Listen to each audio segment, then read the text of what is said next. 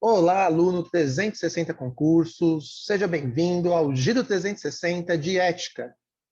E nessa aula de hoje, vamos discutir exatamente sobre o exame 32 da Ordem dos Advogados do Brasil, em relação a uma matéria que eu bato muito na tecla de que sempre cai no exame da Ordem: prerrogativas do advogado.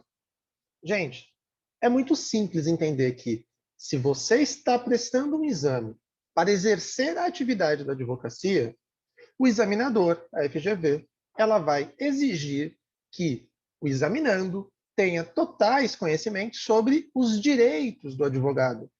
Então, vejam, não é novidade cair em questões de ordens sempre voltadas às prerrogativas da advocacia. E onde estão elencadas as prerrogativas do advogado, da advogada, lá no artigo 6º e no artigo 7º do Estatuto. Então, eu vou aproveitar essa aula aqui de hoje para corrigir as 3 questões de 8, quase 50% da prova foi sobre direitos dos advogados, seja do advogado, seja da advogada. Então, vamos lá, deixa eu compartilhar aqui o espelho de prova que eu tenho. Ela está rabiscada, mas dá para a gente explorar ela. Então, vamos lá. Essa prova aqui é do tipo amarela? É, tipo 3 amarela. Então, se apeguem aí ao enunciado e vamos resolvê-los juntos. Primeira questão. Maria, advogada, adotou o recém-nascido João.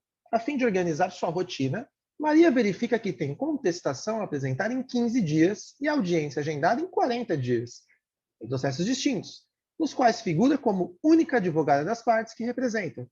Sobre a situação apresentada, assinale a afirmativa correta. Primeira coisa que você já tem que destacar. Olha, dentro do enunciado, eu tenho que identificar o tema. Qual o tema? Nós já discutimos aqui. Estamos falando sobre prerrogativas do advogado. Nesse caso, prerrogativas da advogada. E onde está isso elencado na legislação? Artigo 7A. 7A do Estatuto. Então, vamos fazer a leitura dele juntos, antes de ler as respostas. Artigo 7A. Vamos lá. Deixa eu abrir aqui. Artigo 7A do Estatuto.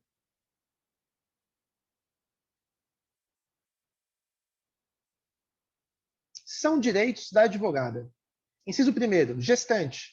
Entrada em tribunais sem ser submetida a detectores de metais, aparelhos de raio-x, reserva de vagas em garagens dos fóruns dos tribunais.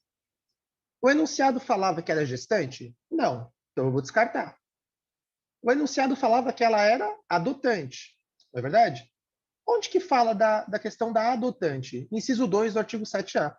Lactante, adotante ou que der à luz, acesso à creche, onde houver ou a local adequado aos atendimentos e necessidades do bebê. Inciso 3º. Gestante, lactante, adotante ou que der à luz, preferência na ordem das sustentações orais e das audiências a serem realizadas a cada dia, desde que comprove condição. Vamos lá nas respostas. Maria, ao comparecer ao fórum para a realização da audiência, terá direito à reserva de vaga na garagem. Ora, por que motivo ela teria? Não tem. Quem tem esse direito é a gestante. Então, você já descarta a alternativa A. Alternativa B. Maria terá preferência de ordem para a realização da audiência mediante comprovação de sua condição. Não tem o que falar, gente. É texto de lei. Artigo 7A, inciso 3º. Não tem. Simples assim. Alternativa C. Maria terá o prazo para apresentar contestação interrompido desde que notifique o cliente por escrito. Essa aqui é uma pegadinha. Isso por quê? O prazo não é interrompido. O prazo ele é suspenso. O prazo é suspenso. Esse é o inciso 4º do artigo 7A. Ah, professor, qual é a diferença de interrupção e suspensão? É muito simples. Interrupção inicia o prazo processual. Suspensão segue de onde parou. Interrupção inicia, novamente, o prazo processual. Suspensão segue de onde parou. No caso de gestante, lactante, adotante ou que der à luz, o prazo é suspenso. Então, era pegadinha, a letra C está errada. E a letra D, que também está errada, Maria, ao comparecer ao fórum para realização da audiência, não deverá ser submetida a detectores de metais. Gente, quem que tem que ser submetido a detector de metal, que não pode, é gestante. Por quê? Porque pode causar risco à saúde do bebê. Ela é uma adotante, então também descartada. Resposta simples, direta e com base em texto de lei. Questão número 1, de prerrogativa. Resposta letra B. Vamos lá, para a próxima questão. A 2 falava de sociedade de advogados. A 3 falava sobre princípio do contraditório e da não surpresa. Prova de ética, eu considerei ela uma prova simples, trabalhosa, mas não estava difícil, diferente das outras matérias que eu entendo que estava muito mais complicado. O advogado Felipe, em defesa das minorias, atuação pro bono, também não vamos discutir sobre pro bono. Questão número 5. A advogada Clotilde, em manifestação oral em juízo, proferiu algumas palavras sobre o adversário processual de seu cliente. Na ocasião, a pessoa mencionada alegou que teria sido vítima de crime de injúria. Espera, professor. Me lembro das aulas que advogado, no exercício da profissão, tem imunidade profissional. Pois bem, não há de se falar de crime de injúria. Mas, de toda sorte, o advogado não sai impune. Ele vai responder caso cometa algum tipo de excesso, onde? Na ética da própria seccional, não é isso? Beleza. Vamos lá. Alternativas. As palavras proferidas podem constituir crime de injúria. Gente, eu não preciso nem continuar lendo. Eu já sei que o advogado tem imunidade profissional, não é verdade? Ora, para que eu vou fazer o resto da leitura se eu já descarto na primeira frase? A primeira frase eu já identifico que está errado. E isso também é texto de lei, gente. Onde a gente está discutindo? Artigo 7, nesse caso, parágrafo 2º. Vamos lá. O advogado tem imunidade profissional, não constituindo injúria, difamação, qualquer manifestação de sua parte no exercício de sua atividade em juízo ou fora dele, sem prejuízo das sanções disciplinares perante a OAB pelos excessos cometer. Foi o que eu expliquei. Então, texto de lei. Alternativa B. A imunidade profissional conferida a Clotilde assegura que as palavras não constituem injúria. Tampouco são passíveis de responsabilização disciplinar perante a OAB. Espera. Não. É o contrário. Então, ok. Não constitui injúria, mas responde, então está errada. Alternativa C. A imunidade profissional conferida a Clotilde assegura que as palavras não constituem injúria. Contudo, ela poderá responder disciplinarmente perante a OAB pelos excessos que tiver cometido. É isso, gente. Parágrafo 2º do artigo 7º. Vejam a importância dos advogados saberem os seus direitos. A FGV cobra, galera. E a letra D também está errada. As palavras podem constituir crime de injúria? Não, claro que não. Então, já descarta. Resposta à letra C. Facinho. Mais uma vez, letra seca de lei. Artigo 7, parágrafo 2º. Vamos à próxima. Próxima questão. A 6ª falava de cláusula quota litis. A 7ª, aqui. O advogado Júnior foi procurado pela família de João, preso em razão de decretação de prisão temporária em certo estabelecimento prisional.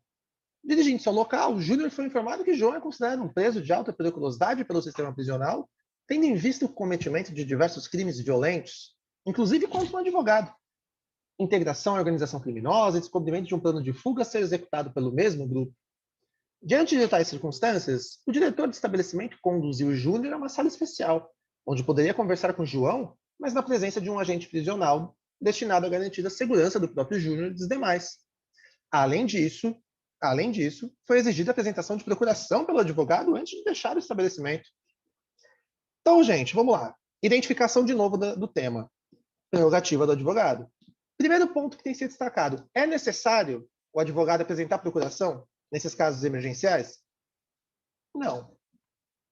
Para e pensa, gente.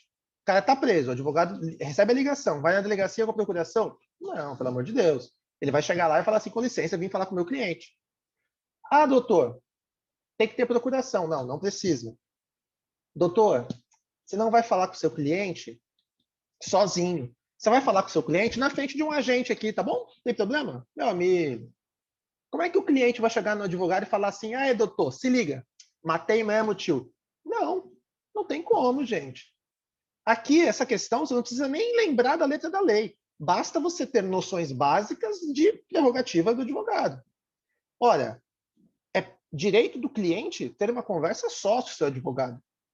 Então, não dá para a gente falar em deixar o cliente sob supervisão por causa da segurança. Claro que não. Claro que não. Tanto que, mais uma vez, está lá no artigo 7º do Estatuto. Tudo bem? Tanto a possibilidade do advogado falar a sós com o seu cliente, bem como a ausência da necessidade de apresentação de procuração. Certo? Então, vamos às alternativas. Ah, é exigível a apresentação de procuração. Gente, não, não é. Descarta. Não é exigível a apresentação de procuração. Opa, agora está certo. Quanto às condições exigidas para a realização da entrevista, já as condições exigidas para a realização da entrevista violam direitos e implicam cometimento de fato penalmente típico pelo diretor do estabelecimento. É exatamente isso. É exatamente isso. Não há de se falar em impedir o advogado de ter acesso a sós com o seu cliente. Tanto que o artigo 7b garante: constitui crime violar direito ou prerrogativas do advogado previstos nos incisos 2º, 3º, 4º e 5º do caput do artigo 7º. Vejam, a resposta, mais uma vez, texto de lei. Texto de lei. Letra C, é exigível a apresentação de procuração, muito fácil, ignora. Letra D, não é exigível, já as condições indicam violação de direitos devendo ser combativas por meio de medidas judiciais cabíveis, tais como impetração de habeas corpus. Imagina, gente. Imagina, o cliente está lá, precisa de advogado, o advogado precisa acessar ele vai falar, não, não, não.